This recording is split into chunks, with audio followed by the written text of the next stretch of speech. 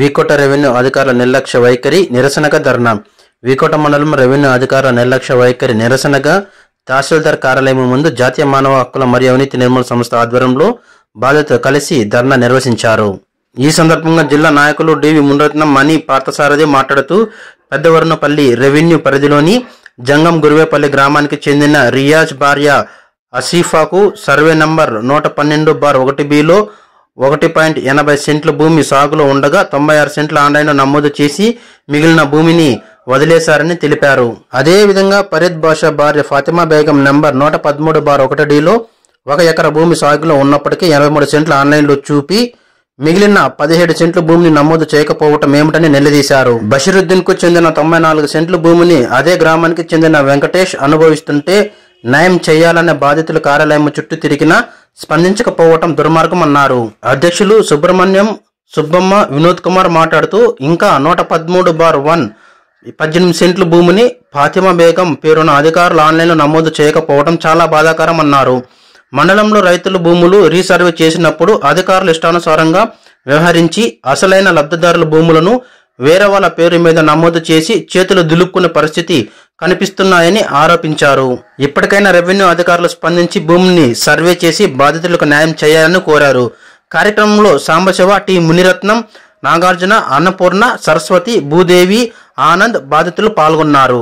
దాఖలాలో జంగం గురువేపల్లి గ్రామం నందు survey number 112/1-2లో ఆరీపాకి సంబంధించిన 1 ఎకరా 80 సెంట్లు భూమిని ఈ రెవెన్యూ అధికారులు 96 సెంట్లు మాత్రమే ఆన్లైన్లో నమోదు చేసి ఇంకా మిగతా భూమిని ఆన్లైన్లో పెట్టుకున్న ఖాళీగా పెట్టారు. అదేవిధంగా 112/1 బషీరుద్దీన్ భూమిని ఒక ఎస్సీ కులానికి చెందిన వెంకటేశు ఆక్రమించుకుంటే 94 సెంట్లని ఆక్రమించుకున్నాడు. ఆయన ఆర్డీఓ గారు కూడా ఒక వినతి పత్రం అందించారు. వినతి పత్రం అందించిన తర్వాత ఆర్డీఓ గారు వీకోట మండల రెవెన్యూ ఆఫీసర్కి ఆదేశాలు ఇచ్చారు. వెంటనే దీనిపైన ఎంక్వైరీ చేసి ఆ బషీరుద్దీన్ భూమిని బషీరుద్దీకి అప్పచెప్పాలని చెప్పేసి ఆదేశాలు ఇచ్చినప్పటికీ కూడా ఇంతవరకు ఈ రెవెన్యూ అధికారులు ఆ భూమి జోలికి పోయిన దాఖలాలు లేవు. అదేవిధంగా 113/1B3లో 83 సెంట్లు భూమిని మాత్రమే నమోదు చేసి మిగిలిన భూమిని పక్కకి పెట్టారు.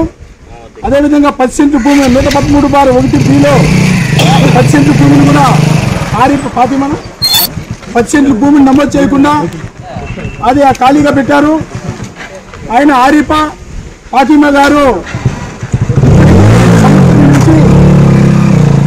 ఎంఆర్ఓ ఆఫీస్ చుట్టూ తిరుగుతూ ఉన్నా కూడా ఇంతవరకు కనికరించలేదు. మేము ఒకటి జాతీయ మానవ హక్కులు మరియు అవినీతి నిర్మూలన సంస్థ ద్వారా మేము రెవెన్యూ అధికారులకు ఒకటే చెప్తున్నాము, మీరు పేదల కోసము ప్రజల కోసం పనిచేస్తున్నారా, నాయకుల కోసం పనిచేస్తున్నారా అని మేము నిలదీస్తున్నాము. ఎందుకంటే ఒక బాధితుడు అర్జీ ఇచ్చిన వెంటనే పోయి సమస్య పరిష్కరించాల్సింది పోయి సంవత్సరాల తరబడి మీ కార్యాలయం చుట్టూ తిరుగుతూ ఉంటే మీరు ఎవరైతే తిరుగుతున్నారో వాళ్ళు చందాల రూపంలో ట్యాక్స్ రూపంలో కడతా ఉన్న పైసలు కూడా మీరు జీతాలుగా తీసుకుంటున్నారనే విషయాన్ని మీరు గుర్తుపెట్టుకోవాలని చెప్పేసి కూడా మేము ఈ రెవెన్యూ అధికారులకు మేము ఒకసారి హెచ్చరిక చేస్తున్నాం. ఈరోజు ఒక అర్జీ ఇచ్చిన ఒక లబ్ధిదారుడు ఆరిఫా, అదేవిధంగా ఫాతిమా గారు 1 సంవత్సరం పైబడింది తిరుగుతూ ఉంటే కూడా ఇంతవరకు పోయి ఆన్లైన్ పరిశీలించి ఆన్లైన్ నమోదు చేయలేదు. ఈ రెవెన్యూ అధికారులు పలమనే నియోజకవర్గంలోనే కాదు వీకోట మండలంలో కూడా సభలు సమస్యలు ఉన్నాయి.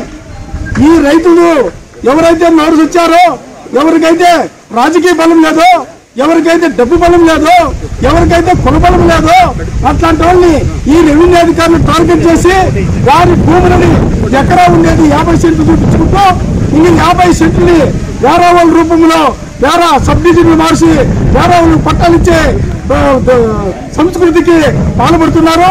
ఇప్పుడిప్పుడు బయటపడుతున్నాయి. అదేవిధంగా అన్ని మండలాల్లోనూ మేము ఈ కార్యక్రమాలు చేస్తా ఉన్నాం.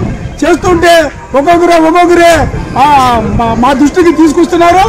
రాత్రికి రాత్రే సబ్సిడీలు మారిపోయి రికార్డులు మారిపోయి వాళ్ళు పాస్బుక్లు ఆన్లైన్లో నమోదు చేసిన దాఖలాలు చాలా ఉన్నాయి. ఇప్పుడు ఈ జమ్మూ గురువేపల్లి విషయం బయటపడినది. ఇప్పుడు వస్తా ఒక 4 సమస్యలు రైతులు చెప్పారు. ఈ విషయం పైన మీరు ఎందుకు నిమ్మకి నీరెత్తినట్లు వ్యవహరిస్తున్నారో మాకు అర్థం కావడం లేదు. ఎందుకంటే మీరు చేసే దుర్మార్గాల వల్ల ఈ రోజు పని పార్టీ వదిలి పొలంలో పనిచేసుకోవాల్సిన రైతులు ఈ రోజు కార్యాలయాల చుట్టూ తిరుగుతున్నారు. అదేవిధంగా పోలీసు పడికాపులు కాస్తున్నారు. ఆర్టీఓ ఆఫీస్ కూడా ఎంతమంది ఆ చెట్ల కింద మధ్యాహ్నం భోజనం లేక అలమటిస్తున్నారో ఆ ఉసిరి మీకు తగలదాన్ని మేము అడుగుతున్నాం. మేము ఒకటి చెప్తున్నాం, మీరు ప్రజల యొక్క కష్టాజీతంతో జీతాలు తీసుకొని బతుకుతున్న దుస్థితి. ఎందుకంటే వాళ్ళకి మేలు చేయండి. మీరు ఒక సెంటు భూమి ఇవ్వలేని రెవెన్యూ అధికారులు సాగులో ఉన్న భూముల్ని ఎందుకు మీరు ఖాళీగా పెట్టి ఎవరికి దారాదత్తం చేయాలని చూస్తున్నారని మేము జాతీయ మానవ హక్కులుగా మేము ఈ రెవెన్యూ అధికారుల్ని నిలదీస్తున్నాం. వెంటనే ఈ ఫాతిమా గారికి, అదేవిధంగా ఈ బషీరుద్దీన్ గారికి, ఆరిఫా గారికి వెంటనే మీరు ఆ భూమిని సర్వే చేసి వాళ్ళకి అప్పచెప్పాలని చెప్పేసి కూడా మేము ఈ సందర్భంగా రెవెన్యూ అధికారులను డిమాండ్ చేస్తున్నాం.